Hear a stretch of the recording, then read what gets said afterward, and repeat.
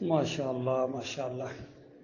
کہتے ہیں ڈاکٹر عثمانی رحمۃ اللہ علیہ کے ساتھی جو ہیں وہ سیاست میں حصہ نہیں لیتے ہیں.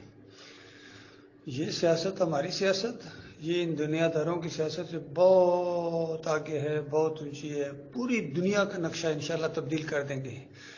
بتاؤ کیا یہ سیاست نہیں ہے؟ پوری دنیا کا نقشہ تبدیل کر دیں گے انشاءاللہ. ہماری بات بہت اونچی ہے، ہماری ورلڈ لیول کی بات ہے، پوری انسانیت کے لیے ہے، پوری انسانیت کے ہم خیر ہوا ہیں کہ دیکھو جہنم منہ کھولے تمہارا انتظار کر رہی ہے. للہ توبہ کرو، معافی مانگو اپنے مالک اور خالق سے. اور اللہ کے علاوہ جن کو تم پوجتے ہو بالکل ان سے کنارہ کش ہو جاؤ. تمہارے باپ دادا جن کو پوجتے آ رہے ہیں وہ گئے جہنم کی آگ کا ایندھن بن گئے. اب اس کے بعد تمہاری باری ہے. کسی کا لحاظ نہ کرو اللہ کے مقابلے میں. تمہارے مالک اور خالق سے آگے کوئی نہیں ہے تمہارا. اور تمہاری آزمائش اسی چیز کی ہو رہی ہے.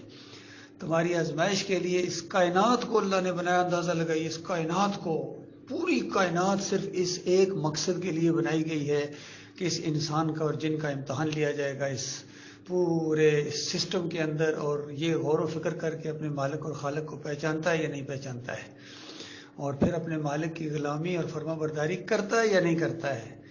کیا یہ اکیلے مالک کا غلام ہے یا کوئی اور بھی اس کے آقا ہیں، اور بھی اس کے ہیں جس کے سامنے جھکنے کا اس کو شوق ہے. اور اس کو اگر شوق ہے اللہ کے علاوہ کسی اور کی غلامی کرنے کا تو اللہ پورا موقع فراہم کرے گا، پورا ماحول بنائے گا تمہیں. اور پھر تم دوسروں کے سامنے جا کے اپنا سر جھکاؤ گے، ان کو پکارو گے، ان کی نظر و نیاز کرو گے، خوش ہوگے تم. اور اس کے بعد تمہیں کچرا سمجھ کے جہنم کی آگ کے اندر پھینک دیا جائے گا. نمازوں کے باوجود، روزوں کے باوجود، حج اور عمرے کے باوجود، تہجد گزاریوں کے باوجود، اور خدمت خلق کے لیے جو کچھ تم کرو، تمہاری ساری یہ کارگزاری تمہارے منہ کے اوپر ماری جائے گی. کیونکہ مالک کے لیے تمہارا خون نہیں کھولتا تھا، مالک کی نافرمانی ہو رہی، شرک کے ذریعے مالک کو گالیاں دی رہی، اس وقت تمہارا خون نہیں کھولتا تھا. اور بس پاکستان کا کسی نے تھوڑا سا وہ چرا لیا جناب، اور وہ ایک فلیٹ بنا لیا، اور وہ تھوڑا سا یہ معاملہ کر دیا تو اس کا خون کھول رہا ہے، اس جوش میں آ رہا ہے کہ اس نے یہ لوٹا ہے، اس نے یہ لوٹا ہے. تو یہ آپس میں ان کے یہ چکر ہیں. اللہ کے بندے نہیں ہیں، ان کا آپس میں جھگڑے خالص اقتدار کے جھگڑے ہیں.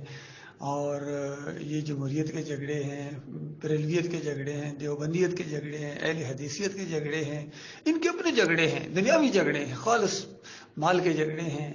آپس کی خاندانی لڑائیاں ان کی زبانوں کے اوپر لڑتے ہیں، علاقوں کے اوپر لڑتے ہیں. یہ اللہ کے لیے نہیں لڑتے ہیں. یہ خالص ان کے جو شہید ہوتے ہیں اسی راستے میں شہید ہوتے ہیں.